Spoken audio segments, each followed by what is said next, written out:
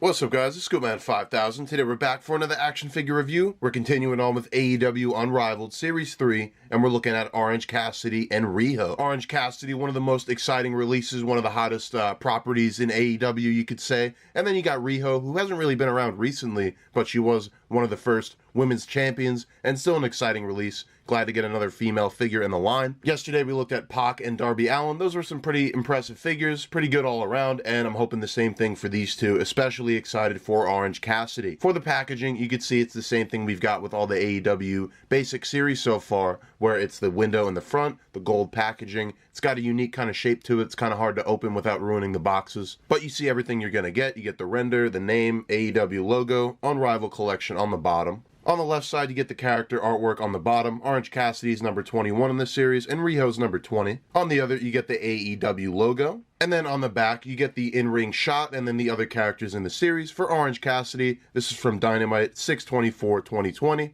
And for Riho, this is from Dynamite on 10/2/2019. And there she is with a cross-face on Nyla Rose. There you can see the barcodes. These are hitting Walmart and maybe Target. But with packaging taken care of, we're going to go ahead, we're going to bust these figures open. With that, we're going to start with Riho, and then we'll move on to Orange Cassidy.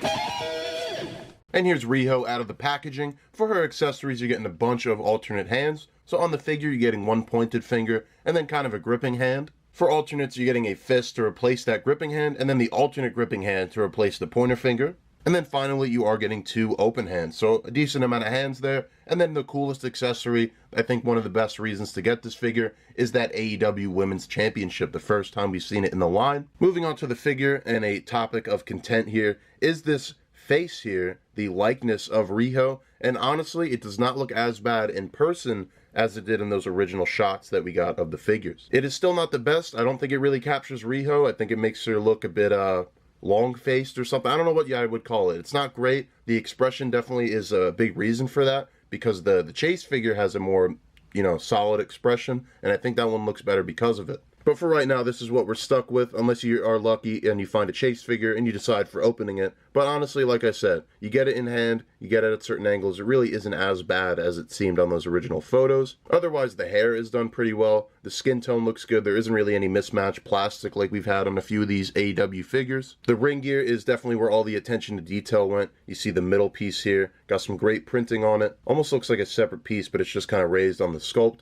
though you do still get some skin tone in the middle there. And then she's got a lot of these frilly accessories, the one that hangs off her shoulder here. This is glued in, it looks like, not something that's removable. Not that it should be. She does wrestle wearing all this stuff. On the back, you can see the wraps behind where her ring gear is. She's got that kind of Sasha Banks kind of look, where it's these wraps that go around the arm on the one side. These are just painted on the figure in the pink. And then she's got these frilly accessories around her wrist. Classic Riho stuff here, and they look pretty good. They're soft rubber, so you can still kind of pose the hands. It's kind of a pain to get the hands out and replace them, but I guess you can kind of slide them up or slide them off entirely until you get your hands of choice on the figure. As we move down, this is where we get to like the skirt piece here. This actually is one solid piece as well. It's in the rubber. Underneath, you can see the pink trunks. There's no details on those, and this tends to kind of ride depending on where you have it posed. But I guess the idea is that you'd pose your figure, you'd get it where you'd want it to be, and then you adjust this piece to accommodate that. So that I don't hate, and it does have some nice painted details here. These kind of swirling designs going all the way around. And then down into the knee pads and the boots, they continue down with this zipper design in the pink going all the way down. Now this is raised design on the boots, but it's painted on the knee pads. I will say, it does look pretty uniform though, so that's not a big deal. On the back, the boots are looking pretty plain. We just lead into some black boots that go underneath these kick pads. And with the look of Riho taken care of, let's go ahead and do some articulation. Interesting on the women's figures, we've only gotten Brandy Rhodes so far, so we'll see where this goes. The head does get a hinge. It goes back, not much because of the hair. It kind of rides the shoulder there, so you're not getting much farther back than that. And forward without taking the head off is only going to go that far. There is a ball joint at the middle of the torso, but much like a WWE Elite figure, there is actually just a swivel at the waist. And even that doesn't really move much because of all these moving pieces going on. The shoulder is going to hinge and it's going to swivel. You get the upper bicep cut, the double jointed elbow, great to see on a female figure. And then we get the hinge and the swivel at the wrist, as always. The legs are going to split about that far. Not the best range of motion, but I'll take it. And I guess along with this piece, it will limit that a little bit. You get the upper thigh cut, The double jointed knee, actually not too badly blocked by the knee pad. It is very soft, but still, you're not getting the full range because of that knee pad. I don't feel an upper boot cut. You do get a hinge and a very nice ankle rocker at the boot. And that is Riho all taken care of. So now let's go ahead, let's do my favorite part, and let's do some comparison. And we'll start out with a pretty troubling comparison. We got PAC and we got Darby Allin, the figures we looked at yesterday. Now these guys are smaller for your average wrestler. I think I saw it in the comments yesterday when I did it with MJF. MJF is 5'11", PAC is 5'9". Now Riho, when you look her up, she's billed at 5'1". So for all these to be standing shoulder to shoulder is pretty inaccurate. I mean, I don't know how difficult it would be to make a 5'1" wrestling figure because of how short that is. But she definitely should be just a little bit shorter than these two, especially if we're just talking action figure scale. It doesn't have to be perfect, but I don't think that she should be shoulder to shoulder with these two. For some taller AEW figures, here she is with Dustin Rhodes and Jon Moxley. And honestly, because of how tall all three of these are in comparison to where they should be, just these three probably scale all right together. And then here she is with Brandy Rhodes and Cody. I'm going to hold Brandy because I literally can't get her to stand. I think maybe Riho uses a lot of parts from Brandy, so I think maybe that's why she's a little bit too tall. But even Brandy, who's wearing heels, should be a little bit taller than Riho in this case. And then for some WWE Elite figures, we got Sasha Banks and we got Bayley. And definitely I think she should be closer to Sasha here than Bayley, and probably shorter than the both of them entirely. But with the comparisons taken care of for Riho, let's move on to our main event, and that is Orange Cassidy.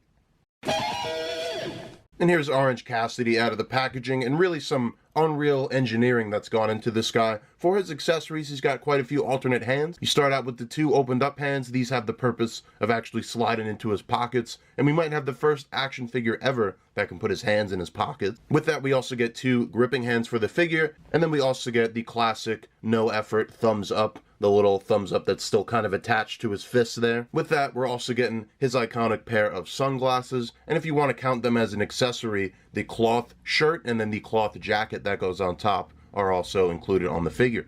But when we get to this figure, I have them all accessorized now, and really just some crazy engineering that's gone into this guy. We're going to go over him from head to toe. We'll start out with the likeness here. We'll take off the sunglasses. They attach like any other sunglasses on a figure. And despite the shiny plastic, I do think they did a very good job with the likeness here. It's one of the better likenesses I think we've gotten on the AEW series so far, which is funny considering that they're going to be covered up by sunglasses most of the time, but a very good face on Orange Cassidy nonetheless. You can see underneath there, he's got the t-shirt, the white t-shirt with Orange Cassidy's face on it, the top-selling pro wrestling t-shirt that it is. And then we got this awesome denim jacket and cloth goods. Plenty of details, plenty of stitching. Really the most detail I think you could put at this scale, at this price. They did a really good job with that. Down into the legs here, I really didn't expect this at all. The front piece here is done with a rubbery plastic. Basically from the base of the knees all the way up to the waist. This entire part of the jeans is a rubbery plastic. The idea being you can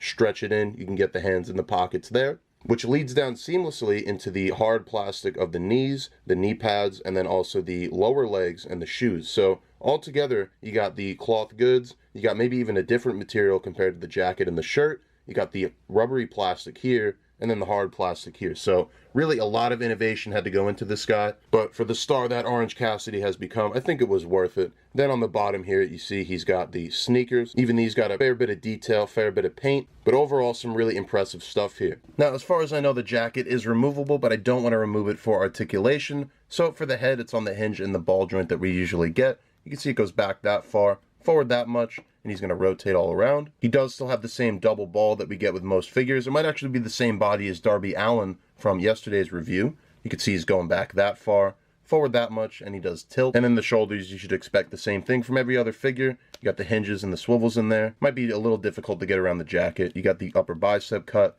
The double jointed elbow is pretty good still. And then you got the rotation at the wrist. The legs don't really split very far, and even when you kick back and forward, there's like a bit of a resistance because of the softer plastic. You got the double knees there. You do have a cut at the shoe, and then you do get a hinge and an ankle rocker at the boot. And that is going to do it for Orange Cassidy. So now let's go ahead and let's do some comparison.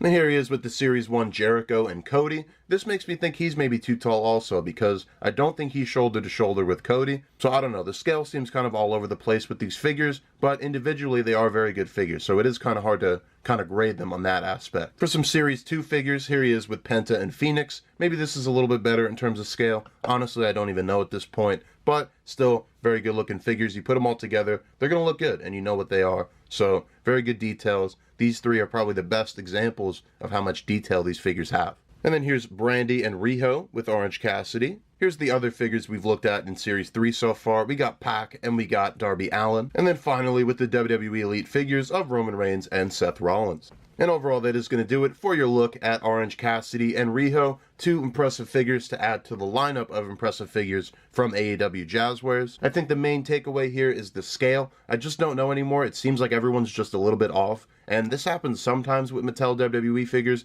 but not nearly as often. I feel like whenever there's an outlier in the scale in that series, it's always a big deal. But with this, it's almost so frequent that I can't even call it that. So maybe the scale, if that's an issue for you, if you're really a stickler, maybe stay away from this line for a little bit and actually wait until they get updates. We'll get probably some better scale as the line continues and we get tons and tons of waves. We get some remade characters. I'm sure we'll be seeing Orange Cassidy and some other capacity in this line, especially a few waves down. I mean, he doesn't change his ring gear that often, but he is a top seller. He is one of their most selling merch guys. So I'd imagine we'll get a few Orange Cassidys, and maybe they'll address some scale here and there. But overall, I still really do like these figures. I'm glad to have them and glad to review them in a timely manner as they're coming out. This is my first AEW set that I've been able to look at in its entirety. Even though I have collected the whole line so far, I've kind of had to wait a long time to get Series 1 and Series 2 respectively. Like I said, we did look at PAC and Darby Allin yesterday, so if you want to take a look at those, you could see the video previous. And then also, I have a little AEW playlist of everything we've looked at so far, not to mention tons of WWE reviews on the channel, along with a bunch of other toy lines, like Marvel Legends, DC Multiverse,